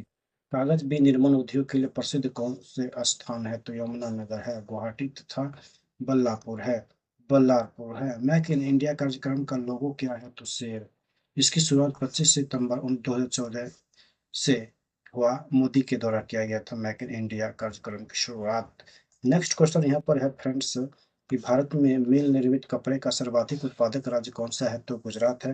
भारत में उद्योग हेतु लाइसेंस प्रणाली का आधार क्या था? तो उद्योग अधिनियम 1951 था। भारत सरकार द्वारा महारत्न योजना की शुरुआत कब की गई थी? दिसंबर 2009 ईस्वी में। भारत का सबसे बड़ा संगठित एवं व्यापक उद्योग कौन सा है? तो कपड़ा उद्योग है। भारत के सिलिकॉन वैली किस शहर को कहते थे? हम लोग बेंगलोर को सिलिकॉन वैली के नाम से जानते हैं। आगे क्वेश्चन है उदारीकरण, निजीकरण और भूमंडलीकरण की नई आर्थिक नीति की घोषणा किस वर्ष की गई थी? 1991 में की गई थी। नई आर्थिक नीति 1991 में किस सरकार के द्वारा लाई गई थी? तो नरसिम्हा राव सरकार के द्वारा लाया गया था। सूक्ष्म लघु एवं मध्यम विकास अधिनियम कब पारित किया गया था? 2006 ईस्वी में पारित किया गया था। नेक्स्ट क्वेश्चन यहाँ पे है कि कॉर्पोरेट सोशल रिस्पॉन्सिबिलिटी संबंधी कानून सर्वप्रथम किस देश ने बनाया था? भारत बनाया। उद्योगों का वार्षिक सर्वेक्षण किसके द्वारा किया जाता है? तो राष्ट्रीय पट्टीदार सर्वेक्षण संगठन NSSO के द्वारा किया जाता है। भारत में उदार औद्योगिक नीति किस वर्ष अपनाई गई थी? 1991 में अपनाई गई थी। सूचना क्रांति का जनक किसे कहते हैं? तो आर्थर सी क्लार्क को सूचना क्रांति का जनक कहते हैं। उसके बाद है कि मीरा सेठ समिति किससे संबंधित है? तो हथकरघा के विकास से मीरा सेठ समिति संबंधित है। नेक्स्ट क्वेश्चन यहाँ पर है कि सत्यम समिति का संबंध किससे है? तो वस्त्र नीति से है। भारत में पर्यटन और होटल उद्योग के विकास का उत्तरदायित्व किस पर है? तो भारत पर्यटन विकास निगम पर है। नायक समिति का संबंध किससे है? तो लघु उद्योग से है। आधुनिक सभ्यता के विकास के लिए सबसे मूलभूत उद्योग किसे माना जाता है? तो लौह इस्पात उद्योग को माना जाता है। फ्रेंड्स, यहाँ पे टोटल क्वेश्चन 500 प्लस ला, इसलिए जो है वीडियो को फर्स्ट में खत्म करने की मैं कोशिश कर रहा हूँ, आपका ज़्यादा समय नहीं लेते हुए। यहाँ नेक्स्ट क्वेश्चन आप इसको वीडियो को पॉज करके पढ़ सकते हैं, देख सकते हैं। आगे क्वेश्चन है कि हिंदुस्तान एरोनॉटिक्स लिमिटेड किससे संबंधित है? तो वायुयानों के उत्पादन से संबंधित है। राउरकेला इस्पात संयंत्र की स्थापना किस वर्ष की गई थी? 1955 में की गई थी। राउरकेला इस्पात संयंत्र भारत के किस राज्य में स्थित है? तो ओडिशा में है। भारत में किस इस्पात संयंत्र की स्थापना में जर्मनी सहयोगी देश के रूप में था? तो राउरकेला इस्पात संयंत्र। नेक्स्ट क्वेश्चन यहाँ पर है छत्तीसगढ़ में स्थित भिलाई इस्पात संयंत्र की स्थापना किस वर्ष की गई थी? 1955 में की गई थी। भिलाई इस्पात संयंत्र की स्थापना किस देश के सहयोग से हुई? तो रूस के सहयोग से हुआ था। दुर्गापुर इस्पात संयंत्र भारत के किस राज्य में स्थित है? पश्चिम बंगाल में स्थित है। इसकी स्थापना 1955 में किया गया था। दुर्गापुर इस्पात संयंत्र की स्थापना जो है किस देश के सहयोग से हुई थी? दुर्गापुर इस्पात संयंत्र की स्थापना तो ब्रिटेन देश इसमें सहयोग किया था। चलिए आगे बढ़िए। आगे क्वेश्चन है कि झारखंड में स्थित बोकारो इस्पात संयंत्र की स्थापना किस वर्ष किया गया था? 1964 में किया गया था। बोकारो इस्पात संयंत्र की स्थापना किस देश के सहयोग से हुई? तो रूस के सहयोग से हुई। भारत में गरीबी को किस रूप में परिभाषित किया गया है? तो कैलोरी प्राप्ति से। भारत में निर्धनता के स्तर का आकलन किस आधार पर किया जाता है? तो परिवार का उपभोग व्यय से किया जाता है। नेक्स्ट है कि यहाँ पे कि ग्रामीण क्षेत्रों में कितनी कैलोरी प्राप्त ना कर सकने वाले व्यक्ति को निर्धनता रेखा से नीचे माना जाता है? 2400 कैलोरी। शहरी क्षेत्रों में कितनी कैलोरी प्राप्त ना कर सकने वाले व्यक्ति को निर्धनता रेखा से नीचे माना जाता है? तो 2100 कैलोरी। दंडेकर रथ फार्मूला कैसे संबंधित है? गरीबी के माप से संबंधित है। वर्तमान समय में भारत में गरीबी रेखा का निर्धारण किसके द्वारा किया जाता है? नीति आयोग के द्वारा किया जाता है। नेक्स्ट, आय के वितरण की विषमता के माप की सर्वाधिक प्रचलित विधि कौन सी? तो गिनी गुणांक है। गिनी गुणांक को किसने और कब विकसित किया था? तो कोरेटो गिनी ने विकसित किया था सन 1912 ईस्वी में। लॉरेंज बकर को किसने और कब विकसित किया था? तो मैक्स ओ लॉरेंज विकसित किया था सन 1905 ईस्वी में। नेक्स्ट, निर्धनता के दुष्चक्र का सिद्धांत किसके द्वारा दिया गया था? तो प्रोफेसर रेगनर नर्से के द्वारा। गरीबी उन्मूलन का नारा किस पंचवर्षीय योजना में दिया गया था? छठवीं पंचवर्षीय योजना में दिया गया था। भारत में गरीबी की गहनता के माप के लिए सबसे उपयुक्त मानदंड क्या है? तो बहुआयामी गरीबी सूचकांक। बहुआयामी गरीबी सूचकांक की गणना किससे इकाई माना है? तो परिवार को माना है। नेक्स्ट क्वेश्चन है यहाँ पे कि भारत में अधिकांश बेरोजगारी किस श्रेणी की संरचनात्मक श्रेणी में आता है? भारत में अधिकांश बेरोजगारी। बंधुआ मजदूरी उन्मूलन अधिनियम कब पारित किया गया था? 1975 में। भारत में परिवार नियोजन कार्यक्रम किस वर्ष प्रारंभ किया गया था? 1952 में। अत्यधिक कुपोषण जो है के कारण किस राज्य को भारत का इथोपिया कहा जाता है? तो मध्य प्रदेश को। राष्ट्रीय सामाजिक सहायता कार्यक्रम का उद्देश्य अत्यधिक गरीबों हेतु वृद्धावस्था पेंशन। नेक्स्ट क्वेश्चन यहाँ पे फ्रेंड्स आपके सामने आगे के तेंदुलकर समिति का संबंध किससे है? तो गरीबी से है। योजना आयोग ने किस वर्ष तेंदुलकर समिति बनाई थी? 2004 ईस्वी में। तेंदुलकर समिति ने भारत में गरीबी रेखा के नीचे कितनी जनसंख्या के अनुमान का आकलन किया था? तो 37.2%। गरीबी क्षमताओं का अभाव है, यह कथन किसका? प्रोफेसर अमर्त्य सेन का है। विश्व बैंक की रिपोर्ट के अनुसार भारत में 50% से अधिक निर्धन किन 4 राज्यों में निवास करते हैं? तो एक बिहार हो गया, एक उत्तर प्रदेश हो गया, एक मध्य प्रदेश हो गया, एक ओडिशा हो गया। ठीक है? चलिए आगे बढ़िए। आगे क्वेश्चन है यहाँ पे कि भारत में सामुदायिक विकास के मुख्य निर्माता किसे माना जाता है? सुरेश कुमार को माना जाता है। ट्राइशेम कार्यक्रम किससे संबंधित है? ग्रामीण विकास से संबंधित है। भारत सरकार द्वारा चलाया गया मिशन इंद्रधनुष 2014 का संबंध किससे? तो बच्चों और गर्भवती महिलाओं के टीकाकरण से। जीवन की भौतिक गुणवत्ता फिजिकल क्वालिटी का सर्वाधिक उपयुक्त आकलन किस पर आधारित है? तो शिशु मृत्यु दर तथा साक्षरता पर आधारित है। नेक्स्ट हम लोग बढ़ रहे आगे क्वेश्चन की ओर। आगे प्रथम स्वास्थ्य नीति की घोषणा कब हुई थी? 1983 में हुई थी। राष्ट्रीय ग्रामीण स्वास्थ्य मिशन किस पंचवर्षीय योजना में प्रारंभ किया गया था? 10वीं पंचवर्षीय योजना में। प्रधानमंत्री जन धन योजना का मुख्य उद्देश्य क्या था? तो वित्तीय समावेश को प्रोत्साहन करना। प्राथमिक शिक्षा के सार्वभौमिकरण के लिए सर्व शिक्षा अभियान किस वर्ष प्रारंभ किया गया था? सन 2001 ईस्वी में प्रारंभ किया गया था सर्व शिक्षा अभियान। नेक्स्ट क्वेश्चन की ओर बढ़ते हैं। हरित विकास पुस्तक के लेखक कौन है? तो WM एडम्स इसके लेखक हैं। UIDAI जिसका फुल फॉर्म है unique identification authority of India योजना के अंतर्गत पहला आधार गांव कौन सा है? तो थेम्बली वह गांव है, यह महाराष्ट्र में पड़ता है। इको मार्क प्रमाण पत्र किन भारतीय उत्पादों को दिया जाता है? तो पर्यावरण के प्रति मैत्रीपूर्ण हो उसको दिया जाता है। नेक्स्ट है यहाँ पे कि मध्याह्न भोजन हेतु प्रबंध तथा वित्तीय व्यवस्था किसके द्वारा की जाती है? शिक्षा मंत्रालय के द्वारा। भारत में अक्षय पात्र फाउंडेशन का संबंध किसके वितरण से है? तो प्राथमिक विद्यालय में मध्याह्न भोजन वितरण से। सामान्य संतुलन सिद्धांत किसने प्रतिपादित किया था? तो लियोन वॉलरस ने 1874 में प्रतिपादित किया। फ्रांसीसी अर्थशास्त्री है। चलिए आगे बढ़िए। आगे क्वेश्चन है कि ऑपरेशन ब्लैक बोर्ड किससे संबंधित है? तो प्राथमिक शिक्षा से संबंधित है। भारत में शिक्षित बेरोजगारों का सर्वाधिक प्रतिशत किस राज्य में है? तो भारत में शिक्षित बेरोजगारों का सर्वाधिक प्रतिशत केरल में है। हाँ। लोकनायक जयप्रकाश नारायण के जन्म दिवस पर किस योजना को प्रारंभ किया गया था? तो संसद आदर्श ग्राम योजना 11 अक्टूबर 2014 ईस्वी को प्रारंभ किया गया था। नेक्स्ट क्वेश्चन है कि यहाँ पे विकसित देशों में किस प्रकार की बेरोजगारी पाई जाती है? जो देश विकसित हो गया वहाँ जो है चक्रीय तथा घर्षण बेरोजगारी पाई जाती है। चक्रीय तथा घर्षण बेरोजगारी पाई जाती है विकसित देशों में। चलिए आगे बढ़िए। आगे क्वेश्चन है यहाँ पे फ्रेंड्स कि इंडिया इकोनॉमिक क्राइसिस नामक पुस्तक की रचना किसने की थी? डॉक्टर बिमल जालान ने की। मराकेशी मराकेश संधि किससे संबंधित है? तो मराकेश संबंध दृष्टिबाधित लोगों की शिक्षा से संबंधित है। विश्व उपभोक्ता अधिकार दिवस कब मनाया जाता है? 15 मार्च को मनाया जाता है। पिछड़े देशों के लिए रोलिंग प्लान का सुझाव किसने दिया था? गुरनार मिडल दिए थे। चलिए आगे बढ़िए। आगे क्वेश्चन है ई चौपाल नामक ग्रामीण विपणन तंत्र रूरल मार्केटिंग सिस्टम किसने प्रारंभ किया था? तो ITC के द्वारा प्रारंभ किया गया। इसका फुल फॉर्म होता है इंटरनेशनल ट्रेड सेंटर। भारतीय उद्यमिता विकास संस्थान Indian institute of entrepreneurship development कहाँ स्थित है? तो अहमदाबाद में स्थित है, यह गुजरात में पड़ता है। अहमदाबाद कहाँ पड़ता है? गुजरात में। प्लानिंग एंड अप्रूवल नामक पुस्तक के लेखक BS मिन्हास हैं। अर्थशास्त्र का प्रथम नोबेल पुरस्कार किसे और कब दिया गया था? तो जॉन टिनबर्गेन को 1969 में दिया गया था। नेक्स्ट क्वेश्चन है यहाँ पे कि अर्थशास्त्र का नोबेल पुरस्कार प्राप्त करने वाले पहला भारतीय अर्थशास्त्री कौन थे? तो अमर्त्य सेन थे, 1998 में मिला था। भारतीय पेटेंट कानून कब लागू हुआ था? 1972 में लागू हुआ। विश्वव्यापी महामंदी द ग्रेट डिप्रेशन कब हुई थी? 1929 में हुई थी। पूंजी का संग्रहण द एक्यूमुलेशन ऑफ कैपिटल पुस्तक के लेखक कौन है? तो जॉन रॉबिन्सन है। नेक्स्ट क्वेश्चन आपके सामने है यहाँ पे कि अर्थशास्त्र की पुस्तक द थ्योरी ऑफ इनकम के लेखक कौन है? JM किस हैं। प्रिंसिपल ऑफ इकोनॉमिक नामक पुस्तक के लेखक कौन है? तो अल्फ्रेड मार्शल हैं। एडम स्मिथ की पुस्तक है द वेल्थ ऑफ नेशन किस वर्ष प्रकाशित हुई थी? 1776 ईस्वी में प्रकाशित हुई थी। आर्थिक विकास के क्षेत्रक दृष्टिकोण सेक्टर थ्योसिस के प्रतिपादक कौन थे? तो फिशर और क्लार्क के दोनों थे। चलिए आगे बढ़िए। आगे क्वेश्चन है कि यहाँ पे तातीपाका तेल शोधन कारखाना किस राज्य में स्थित है? तो आंध्र प्रदेश में स्थित है। बर्गसन मापदंड किससे संबंधित है? कल्याण अर्थशास्त्र से संबंधित है। डिजिटल इंडिया कार्यक्रम की शुरुआत हुई थी 21 अगस्त 2014 को। प्रधानमंत्री जनधन योजना की शुरुआत हुई थी 28 अगस्त 2014 को।